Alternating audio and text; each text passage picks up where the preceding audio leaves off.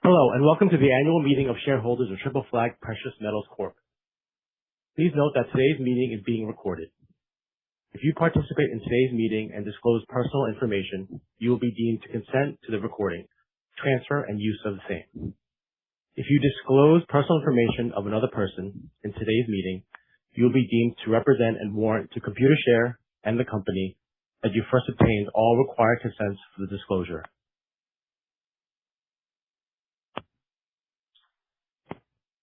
During the meeting, we'll have a question and answer session. You can submit questions or comments at any time by clicking on the Q&A tab.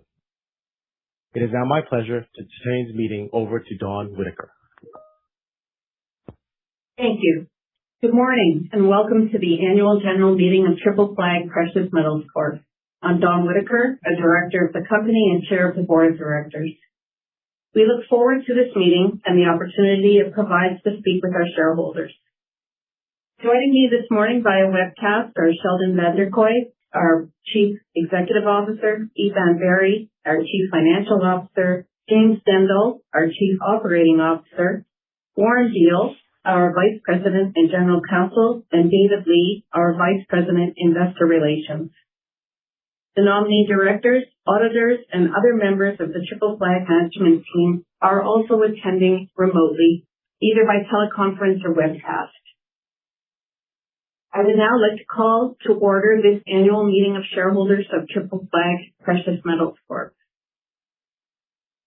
I will begin today's meeting by outlining how voting and questions may be addressed in this virtual format. The majority of shareholders have submitted their proxies or voting instructions in advance of the meeting. Voting during today's meeting will be conducted through this online platform. When we're ready to table an item of business for a vote, you will see voting options appear on your screen. If you've voted in advance of the meeting and do not wish to revoke your previously submitted proxy, then you do not need to do anything. The scrutineers would tabulate all of the votes cast during the meeting, and we will report on the results of each resolution toward the end of the meeting. To submit a question, click on the Q&A messaging icon to the right of the online platform window. When submitting a question, please identify whether it relates to a motion being considered as part of the formal business of the meeting or whether it's general in nature. We will address questions directly related to a particular motion at the appropriate time of the meeting and save general questions until the end of the meeting. Please note that if you're logged into the virtual meeting as a guest, you will not be able to ask a question. Only registered shareholders and duly registered proxy holders may do so. Warren will read the questions aloud when requested, and either I or a member of management team will respond. We will make every effort to answer all of your questions today during the Q&A period. However, in the interest of time, we will limit that portion of the meeting to 30 minutes and will address any unanswered questions in a timely manner afterwards. I'll now proceed with the formal part of the meeting. I ask Warren to act as Secretary of the meeting.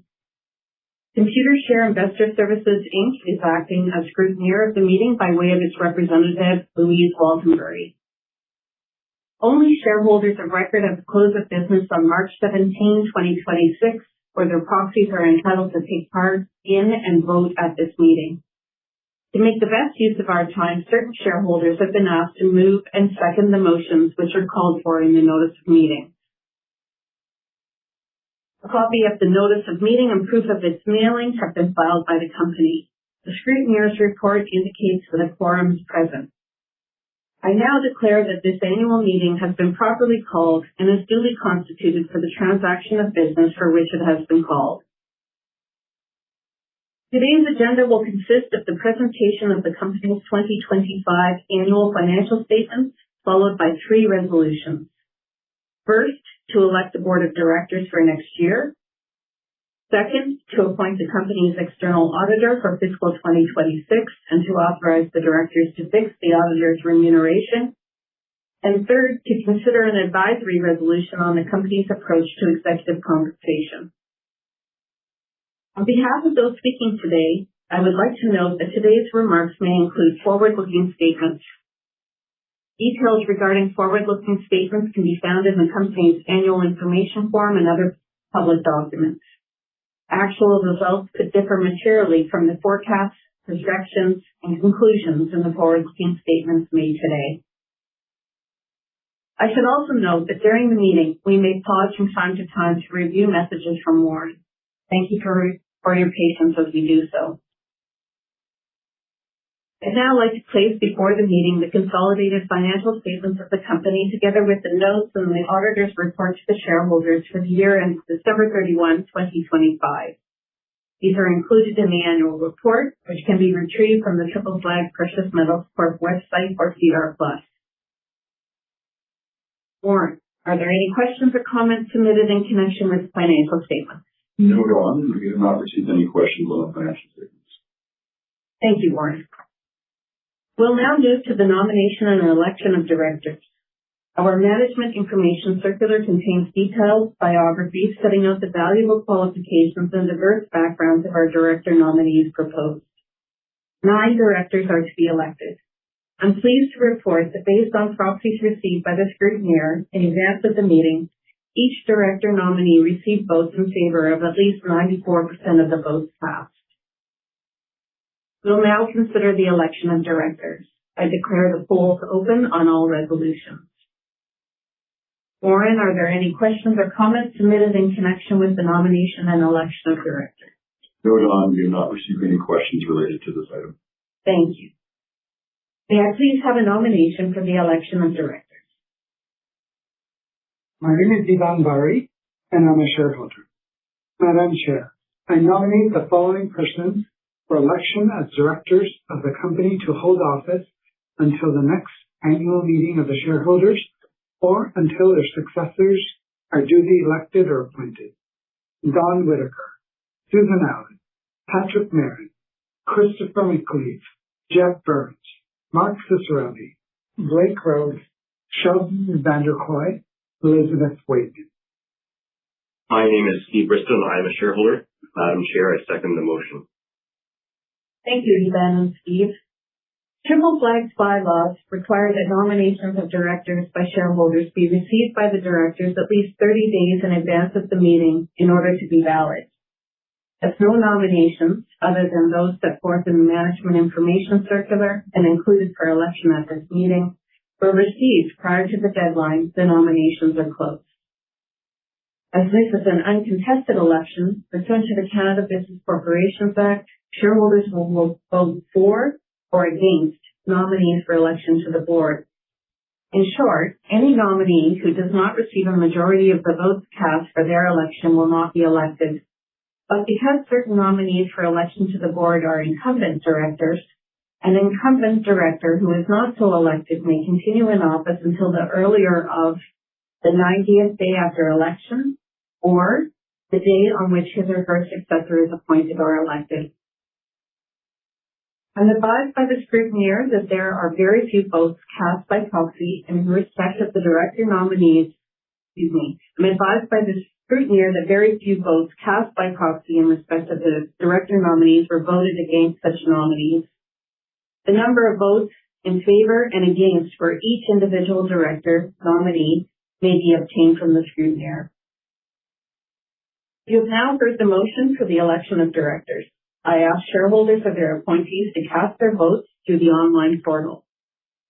As a reminder, if you have already voted or sent in your proxy, there's no need to do anything unless you wish to change your vote.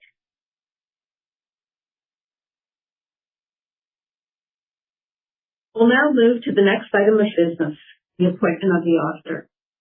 Warren, are there any questions or comments submitted in connection with the appointment of the auditor? No, Dawn. We have not received any questions related to this item. Thanks, Warren. I'll now entertain a motion for the appointment of the auditor of the company and the authorization of the directors to fix the auditor's remuneration. My name is Divan Bari, and I'm a shareholder. Madam Chair, I move that PricewaterhouseCoopers LLP be appointed auditors of the company until the next annual meeting of the shareholders of the company, and that the directors be authorized to fix the auditor's remuneration for the 2026 fiscal year. My name is Steve Bristol and I am a shareholder. Madam Chair, I second the motion. Thank you, Eva and Steve. If you have not already done so, I ask shareholders that are appointees to cast their votes through the online portal. The next item of business is the advisory resolution regarding the company's approach to executive compensation. The resolution is more fully described on page 22 of the company's management information circular. Warren, are there any questions or comments submitted in connection with this advisory resolution? No, Don, we have not received any questions related to this item. Thanks, Warren. I'll now entertain a motion to approve on an advisory basis the company's approach to executive compensation. My name is Ivan Bari, and I'm a shareholder. Madam Chair, I move that the advisory resolution regarding the company's approach to executive compensation as more fully described on page 22 of the management information circular be approved. My name is Steve Bristow, and I am a shareholder. Madam Chair, I second the motion. Thank you. If you've not already done so, I ask shareholders or their appointees to cast their votes through the online portal. This brings us to the end of the voting on the items of business before the meeting, and I therefore declare the polls closed. We've received the voting results from the scrutineer on the 3 items of business. On the election of directors, the voting results show that each director nominee received votes in favor from at least 94% of the votes cast. Accordingly, I declare that the proposed director nominees have been duly elected to hold office until the next annual meeting of shareholders or until they resign or their successors are duly elected or appointed. On the appointment of auditors, the voting results show that over 99% of the votes cast were in favor of the appointment of PricewaterhouseCoopers LLP as auditor of the company. I declare that PricewaterhouseCoopers LLP is appointed as auditor of the company and that the directors are authorized to fix the auditor's remuneration. On the advisory vote of the company's approach to executive compensation, approximately 98% of the votes were cast in favor of the company's approach to executive compensation. I declare this motion to be passed. The final voting results will be available after the meeting and posted on the company's SEDAR+ profile at www.sedarplus.ca.